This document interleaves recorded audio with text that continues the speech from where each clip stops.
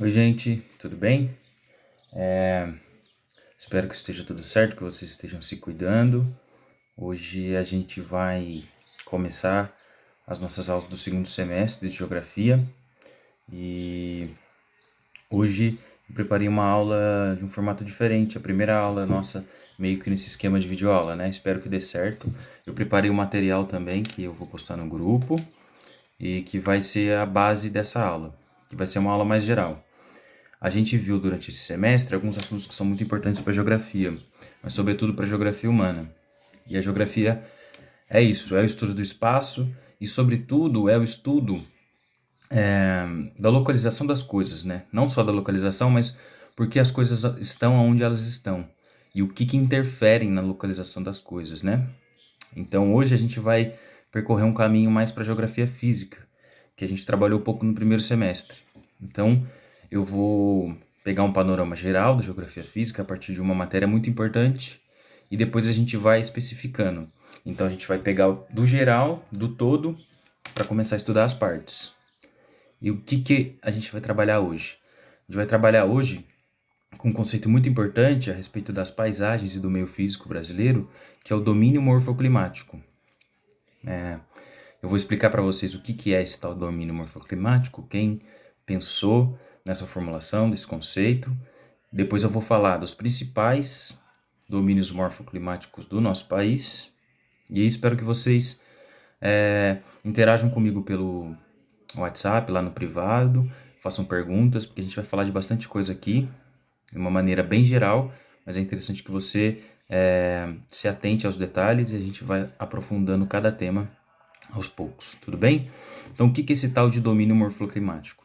Basicamente, domínio morfoclimático é um conceito que foi pensado por um geógrafo muito importante, da geografia física brasileira principalmente, que se chama Aziz Abissaber.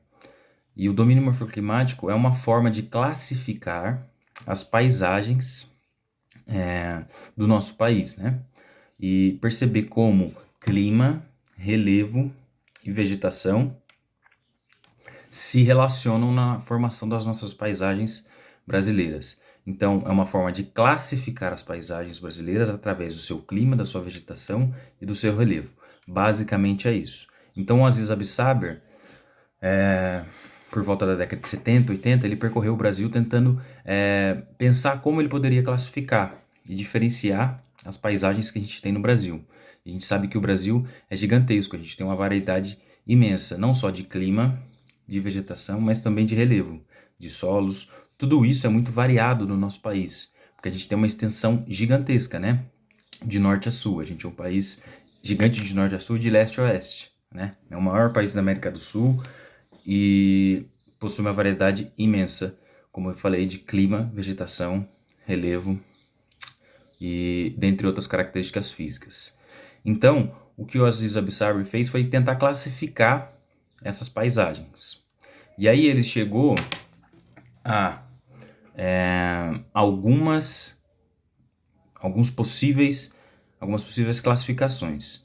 Então, ele percebeu que, chamando essa classificação de domínio morfoclimático, ele poderia estabelecer uma relação concisa, concreta, e que pudesse classificar as nossas paisagens. Então, ele definiu o Brasil a partir de 1, 2, 3, 4, 5, 6, 7 áreas de domínio morfoclimático. 7 domínios morfoclimáticos, tudo bem?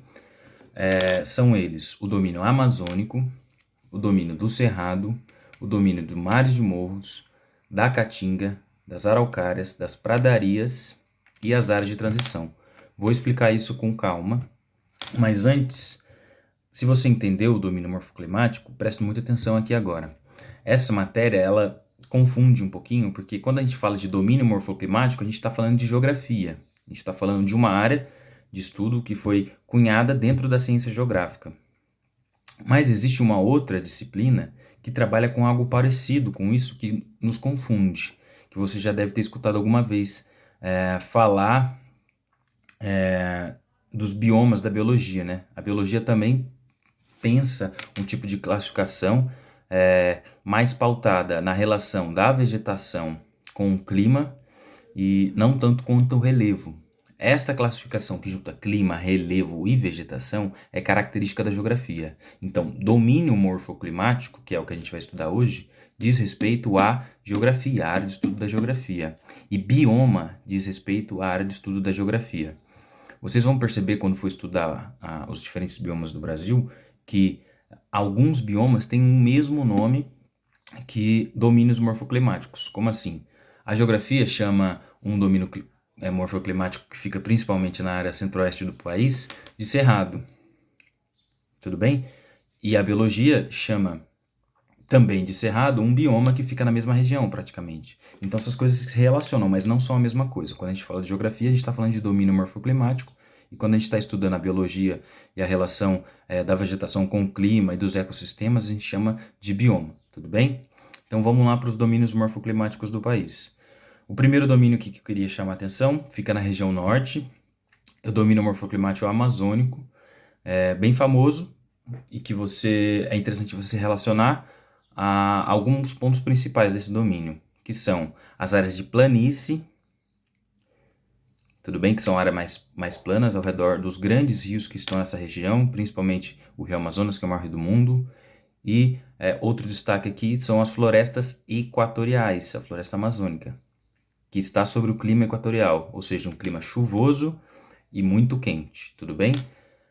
Esse é o domínio amazônico. Eu vou deixar um mapa para vocês terem uma olhada no tamanho desse domínio que fica na região norte do país. O segundo domínio é o que eu já mencionei aqui, o domínio do Cerrado, que fica principalmente na área centro-oeste do nosso país.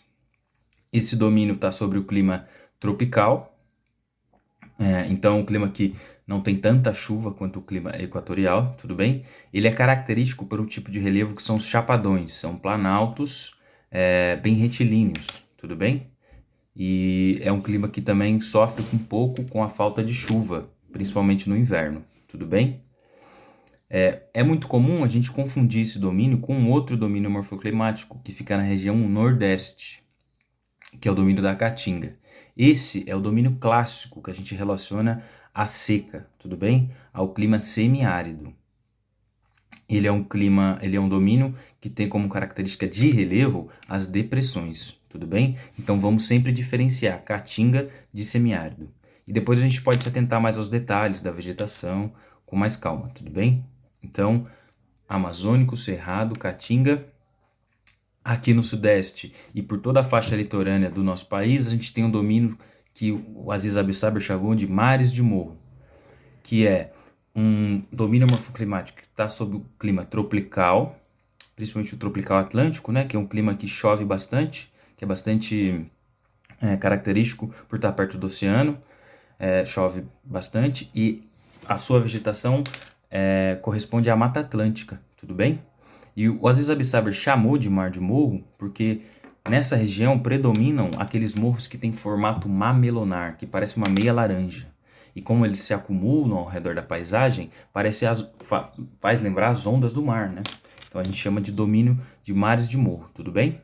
Então áreas que têm o formato do relevo de meia laranja, com o clima tropical atlântico e áreas de floresta com mata atlântica, beleza? Em seguida, a gente tem o domínio das araucárias, que é o domínio que tem um clima mais frio, subtropical, tudo bem? E que tem como característica da sua vegetação a araucária, ou pinheiro, conhecido como pinheiro do Paraná, que fica mais na região sul, beleza? Depois, a gente tem as pradarias, que também fica na região sul, com clima também subtropical, mais frio, que é característico. Travou aqui voltando. Então a pradaria também fica na região sul. Ela tem como característica um relevo que ele é menos acidentado que o mar de morros, ou seja, ele não é tão alto e tão curvilíneo, mas ele também é ondulado e é um relevo mais característico de planície e que tem uma vegetação parecida com pastagem, tudo bem? Que não tem muitas espécies grandes e que tem um aspecto de pastagem. Esses são os 6 domínios morfoclimáticos que são definidos. O último domínio climático, ou os últimos, são conhecidos como faixa de transição. Então são áreas que o Aziz Abissabir percebeu que não é possível classificar e definir essas áreas como sendo características de um único domínio morfoclimático ou de uma única formulação. Então são áreas que misturam um pouco desses domínios que eu citei para você, o amazônico, o domínio do cerrado, o de mares de morro, da caatinga, das araucárias e da pradarias. Então essas faixas de transição ficam entre esses domínios e misturam características de um domínio e de outro, característica do relevo, da vegetação e do clima, tudo bem? Então, são esses os nossos domínios morfoclimáticos. Lembrando que a gente está falando de geografia e não de biologia, que a gente não pode confundir com bioma, tudo bem? Eu vou deixar um mapa dos domínios morfoclimáticos. Ao lado vai ter uma tabelinha, onde essas principais características que eu coloquei aqui vai estar presente. Eu espero que vocês leiam com calma, analisem o mapa, e eu vou deixar também algumas questões, tudo bem? Sobre esse tema. Espero que essa aula tenha sido importante para vocês e vão surgir muitas dúvidas. Eu espero que vocês me chamem no WhatsApp para a gente tirar essas dúvidas e aparando essas arestas para a gente conseguir avançar bastante na geografia física e na geografia, no vestibular. E fiquem bem, se cuidem e estou à disposição sempre, tá bom? Um beijo, gente. Bom sabadão, bom estudo. Estamos juntos.